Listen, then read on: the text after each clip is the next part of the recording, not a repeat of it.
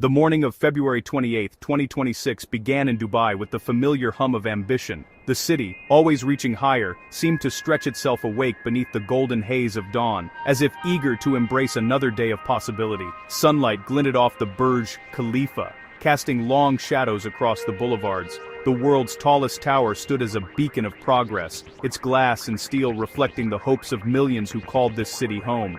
In the marina, joggers traced the waterfront, their footsteps a quiet counterpoint to the gentle lapping of the Gulf. Each stride was a small act of routine, a testament to the city's rhythm and the comfort of daily rituals. The air, still cool from the desert night, carried the scent of salt water and coffee from bustling cafes. Waiters set out chairs, friends gathered for breakfast, and the city's pulse quickened with every passing minute. In Tel Aviv, families staked out spots on the sand, the Mediterranean waves rolling in with a steady rhythm. Children built castles at the water's edge, their laughter mingling with the sound of surf and seagulls overhead. The Carmel market buzzed with vendors and shoppers, the city alive with ancient history and modern innovation. Stalls overflowed with spices, fruits, and the chatter of bargaining voices, weaving a tapestry of old and new. Children's laughter echoed through the streets. Commuters navigated traffic, and the sky was a brilliant cloudless blue. The city moved with purpose, yet there was a sense of ease, as if nothing could disturb this perfect morning. This was the peace people had come to expect. A fragile, but cherished state, in a region long defined by tension. It was a peace built on hope, on the belief that ordinary life could prevail even in extraordinary times. Beneath the surface, however, geopolitical tectonic plates were shifting. News tickers hinted at unrest, and whispers of uncertainty drifted through diplomatic circles, unnoticed by most, but impossible to ignore for those who listened closely. Diplomats spoke in measured tones, but military planners drew lines on maps. In quiet rooms, decisions were being made that would soon echo across continents, their consequences yet unseen but already set in motion. For most, these undercurrents were distant. The immediate reality was the sun on their face and the promise of tomorrow. Life continued, blissfully unaware of the storm gathering just beyond the horizon. Then, the sky broke. In Dubai, concussive booms rattled windows and set off car alarms. The city's heartbeat skipped, replaced by the deafening roar of chaos as people froze, then scattered in confusion and fear. In Tel Aviv, air raid sirens wailed, sending people scrambling for shelter. The tranquil morning shattered, replaced by panic and the desperate search for safety as the city's routines dissolved in an instant. The peace of the morning was obliterated in an instant, replaced by the raw, terrifying language of war.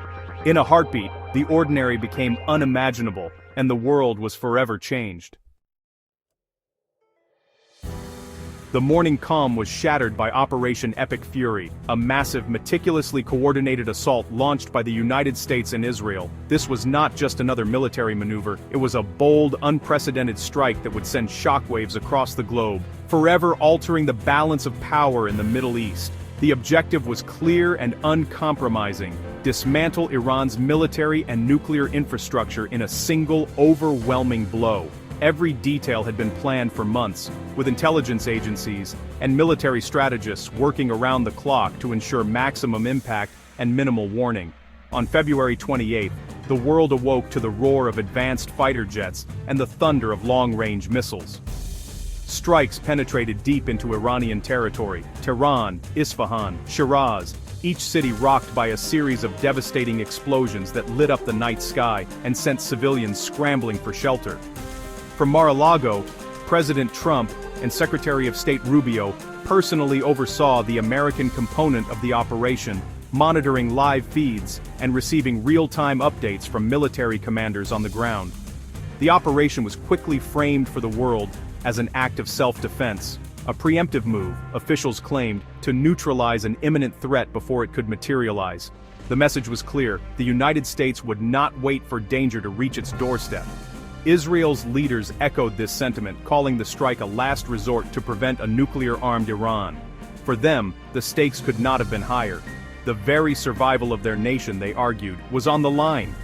The joint attack marked a dramatic escalation, signaling a new level of U.S.-Israel alignment. What had once been covert sabotage and shadow warfare was now an open declaration of war, with both nations standing shoulder to shoulder. Around the world, people watched in stunned silence as breaking news of the strikes dominated headlines. In capitals from London to Beijing, leaders scrambled to assess the fallout and brace for the consequences. Operation Epic Fury marked the abrupt end of fragile diplomacy. Negotiations that had once offered hope for peace were now abandoned, replaced by uncertainty and fear of what might come next. The ambition behind the operation was unmistakable: to decapitate Iran's offensive capabilities in one swift, decisive blow, crippling its ability to retaliate or threaten its neighbors. But as the smoke cleared and the first light of dawn revealed the devastation, it became obvious.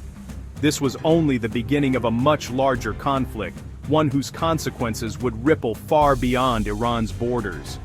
Across the region, tension hung in the air. Civilians and soldiers alike braced for what would come next, knowing that the world had just crossed a point of no return. Among the primary targets was Iran's supreme leader, Ayatollah Ali Khamenei. Within hours, Iranian state television announced his death, sending shockwaves through the nation and the world. The regime declared 40 days of mourning, vowing revenge and unity. Yet, beneath the surface, millions who had chafed under the regime's rule quietly celebrated, daring to hope for change. The death of the supreme leader created a profound power vacuum. Iran was plunged into uncertainty. Would hardliners seize control, or could a pro-democracy movement rise? The nation stood at a crossroads, its future hanging in the balance. The fall of one man unleashed a torrent of competing hopes and fears. The Iranian regime retaliated swiftly, unleashing a massive wave of drones and missiles at Israel and Gulf Arab states. The scale and coordination of the attack stunned observers worldwide, as hundreds of projectiles streaked across the night sky in a matter of hours. The night sky across the Middle East became a terrifying theater of war, lit up by the fiery trails of missiles and the thunder of distant explosions. Cities that once bustled with life were suddenly plunged into chaos and uncertainty. In Israel, Iron Dome interceptors lit up the darkness, racing to intercept incoming threats.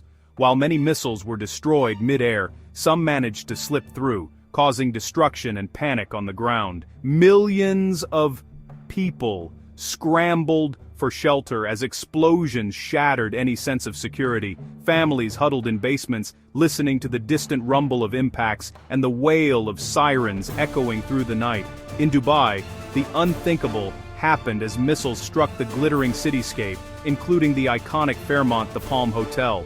The city, known for its luxury and safety, was suddenly thrust into the heart of the conflict. Patriot missile batteries fired across the Gulf, their trails arcing through the sky in desperate defense. Despite these efforts, daily life ground to a halt as fear and uncertainty spread. Airports closed, schools shut, and once bustling streets fell silent. The vibrant pulse of the region was replaced by an eerie stillness as people stayed indoors, waiting for the next wave of attacks. The illusion of safety was shattered for citizens, foreign workers, and tourists alike. Anxiety and fear gripped communities as people crowded into shelters and anxiously watched the news for updates. The war had arrived on their doorsteps, turning urban centers into frontline targets. Emergency vehicles raced through the streets, responding to fires and casualties as the scale of destruction became clear. The region was engulfed in a storm of fire and fear as chaos and uncertainty reigned. For millions, life in the Gulf would never be the same again. The violence posed a terrifying threat to millions of expatriate workers, especially the 10 million Indians across the Gulf. For them, the conflict was an immediate existential crisis. They were trapped in a war zone far from home. Stories of fear and desperation spread. Workers huddled in labor camps, office buildings panicked as sirens wailed, airports closed, stranding millions and severing vital economic lifelines. The Indian government and others faced the daunting task of ensuring their citizens' safety and planning unprecedented evacuations. Consulates were overwhelmed with calls for help. The interconnectedness that brought prosperity now revealed new vulnerabilities. The conflict threatened not just lives but the hopes and dreams of entire communities back home. For these expats, the Gulf's promise had turned into a terrifying trap. The conflict sent shockwaves through the global economy, targeting its most sensitive point: oil. The Strait of Hormuz, the world's most important oil choke point, was suddenly at risk. The threat of disruption sent oil prices skyrocketing within hours. Energy-importing nations like India faced rampant inflation and economic instability. The price at the pump surged, and the cost of goods soared worldwide. Governments scrambled to confront a looming crisis as the conflict threatened global prosperity. The world's dependence on Middle Eastern oil was exposed as a dangerous vulnerability. Naval vessels converged on the strait, the fate of the global economy hanging in the balance. The missiles weren't just targeting cities, they threatened the foundation of the world's economic order. Analysts drew unsettling parallels to Iraq and Libya, where regime change led to chaos, not stability. The removal of Iran's leader risked unleashing uncontrollable forces, sectarian violence, fragmentation, and the rise of extremists. The UN Security Council was deeply divided, paralyzing any unified response. Accusations of unilateralism and disregard for sovereignty echoed past mistakes. The strategy of regime change, while appealing, has consistently opened a Pandora's box of unintended consequences.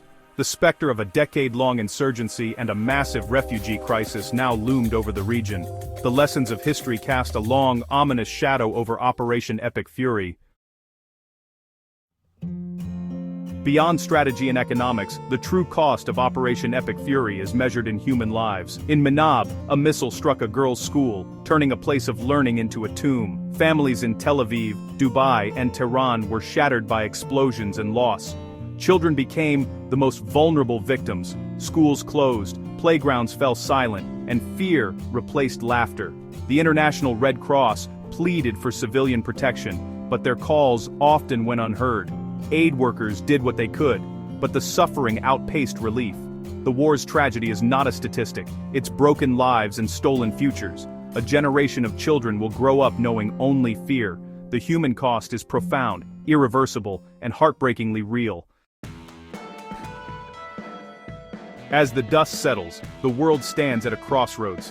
One path leads to hope, a crippled regime, a chance for a freer Iran, and the possibility of peace. The other leads to despair, endless war, deeper instability, and a new generation of suffering. The international response will determine which future unfolds. Will the world unite for peace, or remain paralyzed by division? The decisions made now will echo for generations. The human cost is already too high, a stark reminder of war's real consequences. The world waits, balanced on a knife's edge between hope and abyss.